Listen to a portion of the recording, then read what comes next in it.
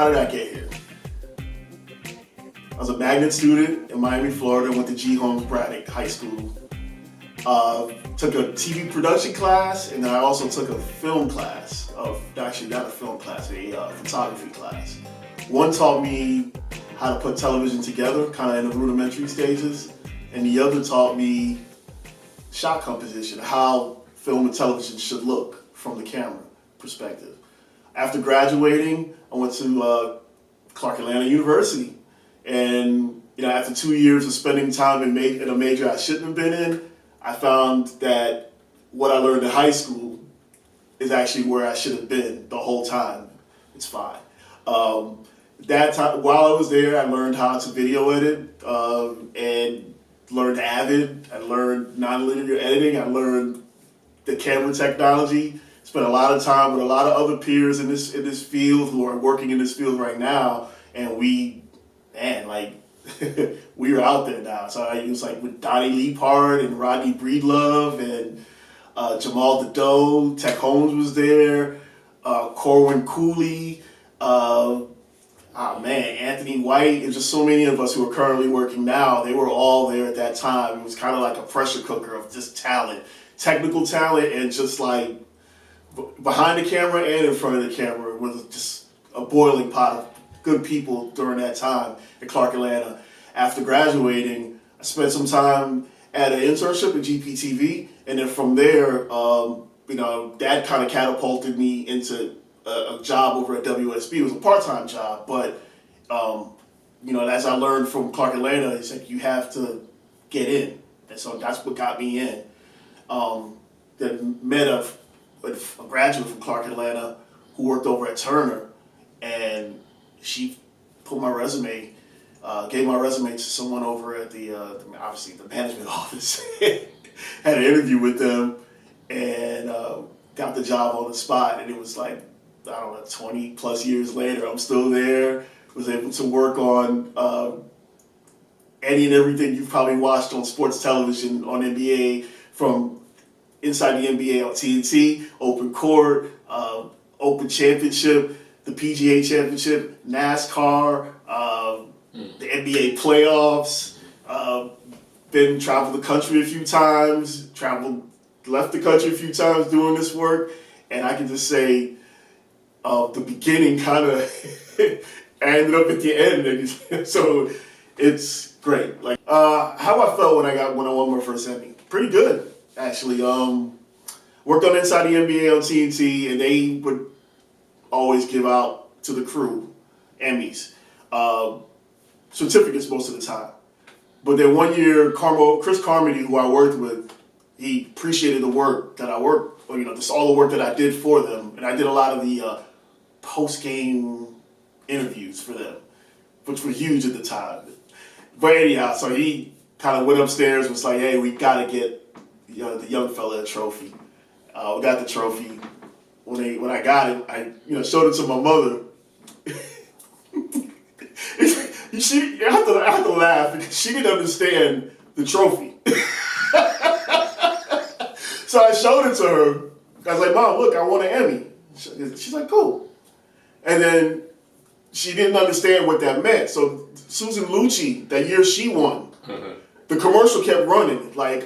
And she was like, literally watched her do it that day. She looked at the TV, and then she looked at the Emmy, and she looked at the TV, then looked at the Emmy, and she was like, "That's the same thing." I'm like, "Yeah."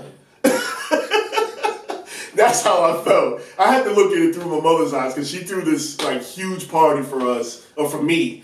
But we celebrated with the family, so that's why I say us, because it was just this huge family, or this family party that we had when she realized what the Emmy was. Once I was introduced to nonlinear editing, it changed my life.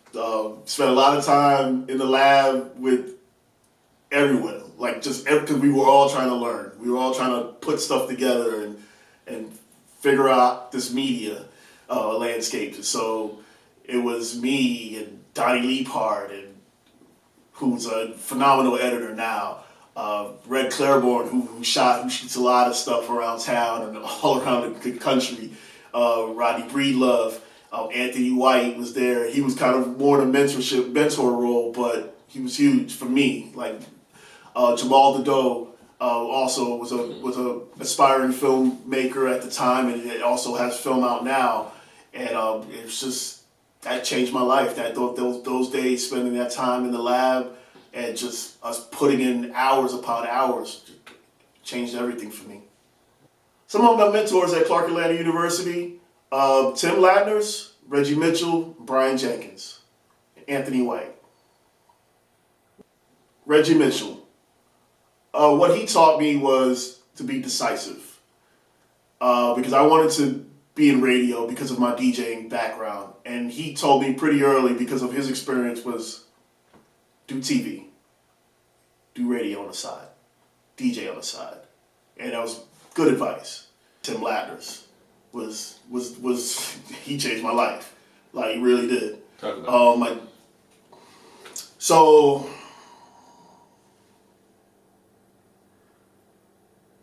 I took an internship the summer of '97, and I worked at Pseudo Online Networks, which was way ahead of their time. They were a streaming network, just using Real Player, and they were streaming basically how we stream now.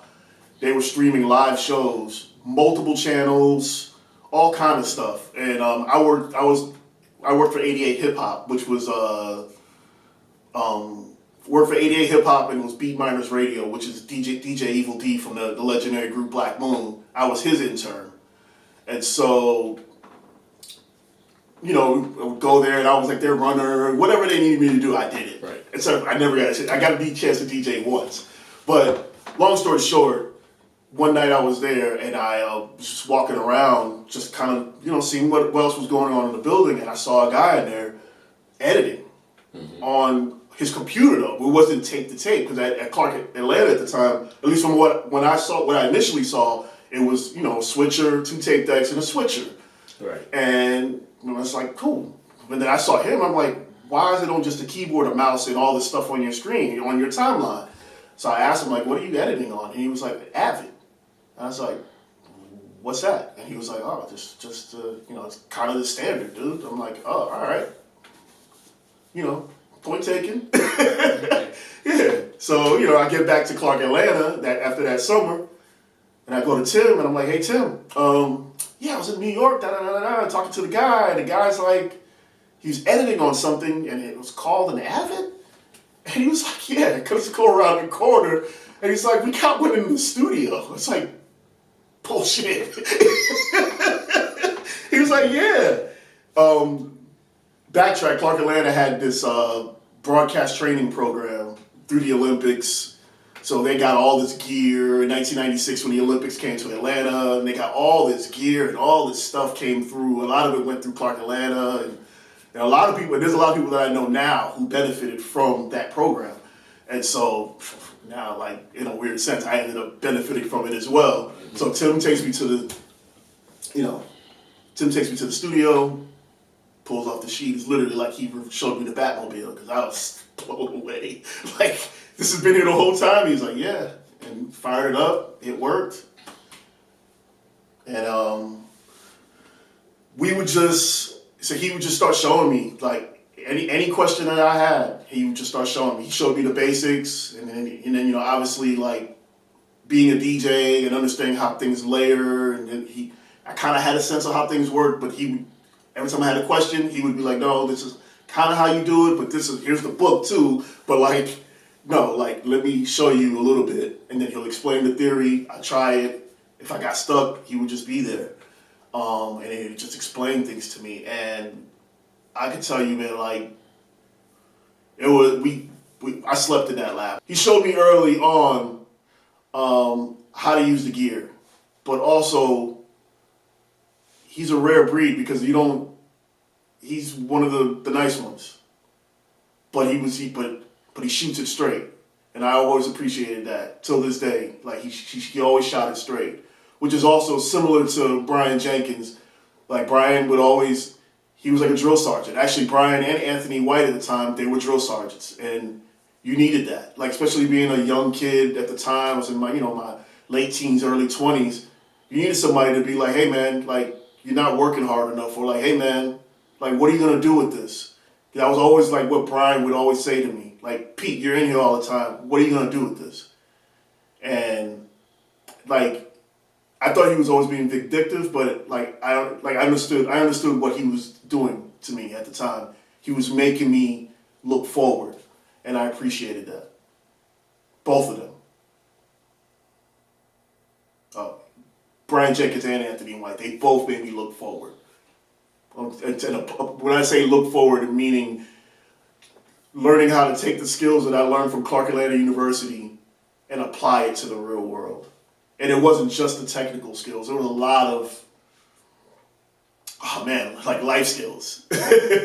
Like going to an HBCU, I was having this conversation with my barber the other day. Like, the life skills that you get from an HBCU is second to none if you apply yourself. What I would tell a young person entering this industry is that you got to be willing to work hard and put in some long hours because it's not a 9-to-5 industry. You have to be willing to just work. Like, that's more than anything. Don't be afraid of the work because it's going to be rewarding on the back end. Also, learn how to deal with people. That's pretty much it. Like, that's kind of the gist of this industry. Learn how to work with people, make good relationships with people, and keep your word. The other thing I can tell young people about this industry is it's glamorous. It looks glamorous. It is a glamorous industry, but there's a lot of hard work in this industry. So don't think you're going to just walk in and it's just going to be at the top. That's kind of the issue with a lot of young people that we're having now. Is like everybody wants to start at the top. Be okay with starting at the bottom. Be told there's nothing wrong with being at the bottom. But while you're at the bottom, learn. And especially if you're at a place where you can learn everything. Because you'll be surprised what you're gonna need later. Learn everything. Like, learn what the camera guys are doing. Learn what the lighting people are doing. Make friends with all of them, because you never know how it's going to go for you in this industry. But it's a cool industry to be in, because there's so many jobs in this industry. Because when I was at Clark Atlanta, I was the producer-editor of the news show, the show called News Center. But all the skills that I acquired from that show, and then all the stuff that I worked on with Tim, we would do all kind of, and the stuff that he, like doing graphics packages and teaching me how to build what a broadcast looks. And we would just watch certain things, and certain things on news and television and TV shows and movies and film, whatever. And I would ask him. He would just be like, oh yeah, well, they're doing this, or da-da-da-da-da, or here's this. Take a look at that. So he would always kind of point me in the direction or show it to me if he understood it. So like, just to kind of, because it's a theory business, but it's also a do business. It's very much so a do business. So you have to do these things. So I spent a lot of time with him, or not just with him, just alone with other colleagues other students at the school, and we were just trying stuff. You're making stuff and making films and making TV shows and whatever we could do. Yeah, what it was like to edit a college news show taught me pretty early that dealing with deadlines and dealing with people and how they affect your deadline, because people are people. People are they got their own worlds and they got stuff that they need to do, and some people say they're gonna do what they're gonna do. Some people do what they say they're gonna do. They'll do what they are expected of them. But it's learning how to deal with that, like learning how to deal with people who are like they're there all the time. And then also dealing with the ones that don't, and how to just kind of still put the puzzle together and hit that deadline every week. And that was always one of the things that I prided myself on, was like, I'm not missing this deadline. We're going to make air one way or the other. And putting that college news show taught me that lesson, which I transferred to my job now. It's like, I don't miss the deadline. Regardless of whatever happens, make it work. I'm out of school and I promised myself to get a job. I got a job, but it wasn't the job that I wanted. But it was in the industry, and that was one of the lessons that I had learned from Brian Jenkins and from Tim as well. And everyone at Clark Atlanta who had my back, they were like, just get in. And so I got in. And so I got into GPTV, with lawmakers, and I worked on that show for a little while. I was an intern for like the first 3 months right out of school. So I took the major pay cut. And it was like, they didn't pay you nothing, but the skills and what they teach you is invaluable. And obviously, there's so many things that you learn about the legislative system is impressive. Right. And just to be a part of that, just to see how the state operates, which was cool. So that's only 3 months or 4 months is the internship. And from there, I called Brian Jenkins and like, dude, this thing's about to end. I need a job.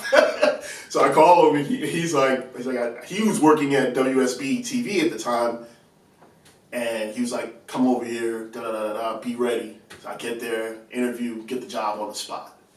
So I get the job, but it was part-time.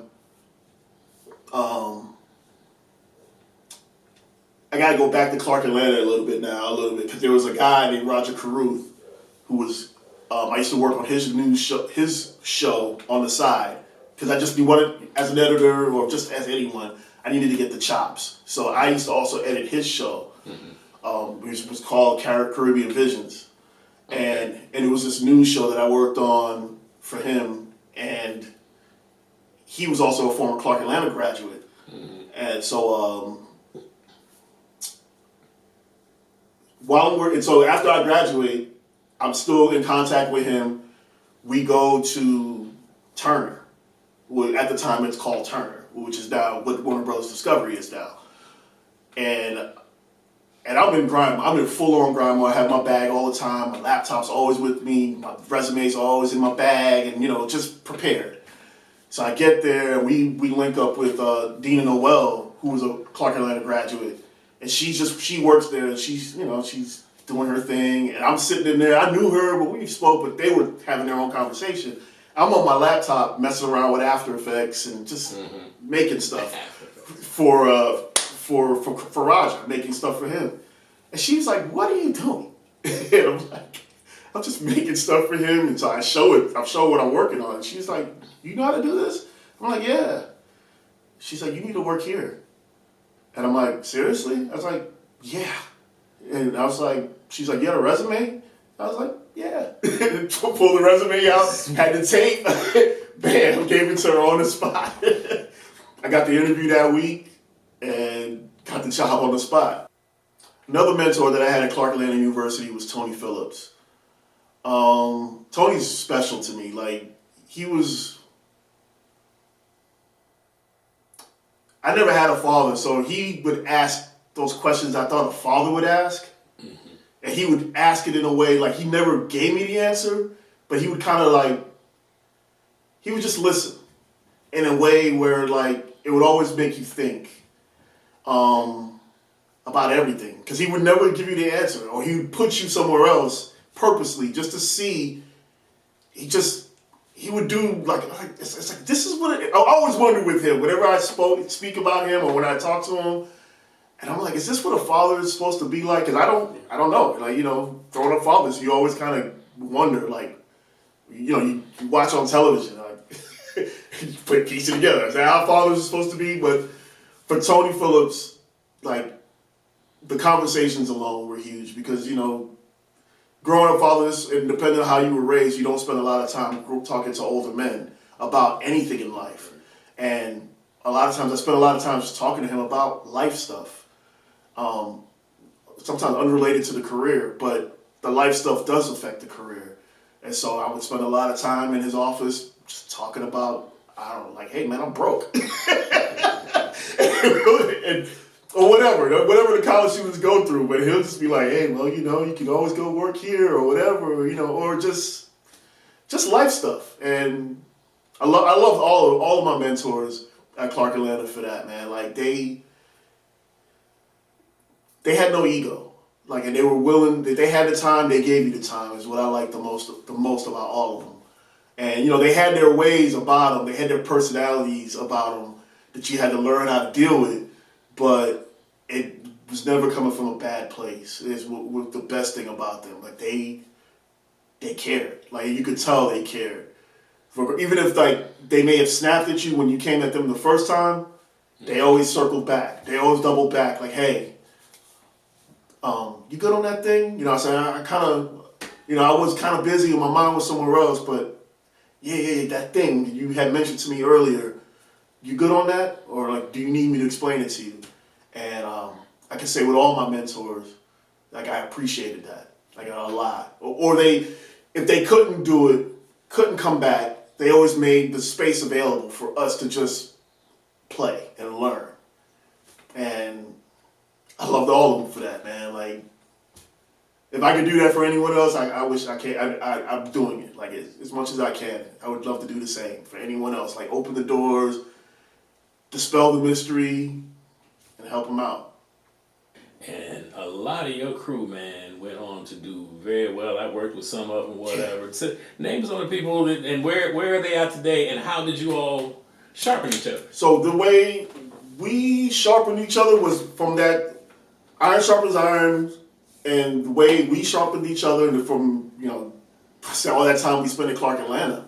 All those nights that we spent was actually like, it was.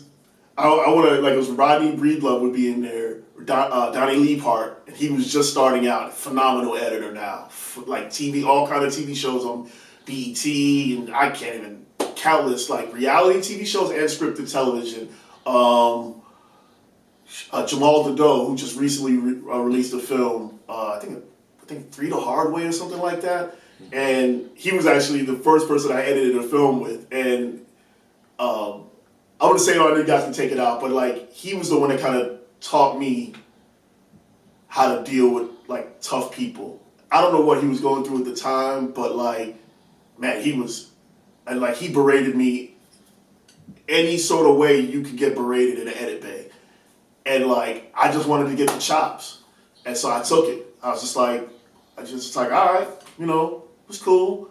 And then but looking back on it, I don't know I still don't even understand the pressure, but I know he was a student that shot his own film. And, at the time, he was with young Tech Holmes, who ended up on MTV at the time. So I don't know what the pressure was, but like, it taught me, him doing that to me taught me how to work under pressure. So like, wherever you are, I appreciate you, man. Like, it really, as much as I looking back, like, man, like, if I were a different person, I probably would have kicked his ass, but right. Like, I needed it. I just needed all that. I've been DJing since 1992, and inspired by Kid Capri and DJ Cool One, who's actually one half of Cool and Dre, and I just love it. I love putting. I still DJ till this day. I'm on the radio on WRFG on Fridays, and I just love it. Love playing music. I love all genres of music, and yeah, it's been a passion of mine. Like I still DJ just because it balances out the corporate life that I'm a part of, like 40 to 60 hours a week. So I like to DJ on the weekends or even in the evenings, whenever I'm having especially when I'm having a tough time with anything. I'll get down there and DJ a little bit, or hopefully I got a party coming up and I'll do a party. And but yeah, that's my thing. DJs that inspired me in the Atlanta market, when I moved here, it was DJ Nabs, DJ JC, and then I was colleagues with Drama.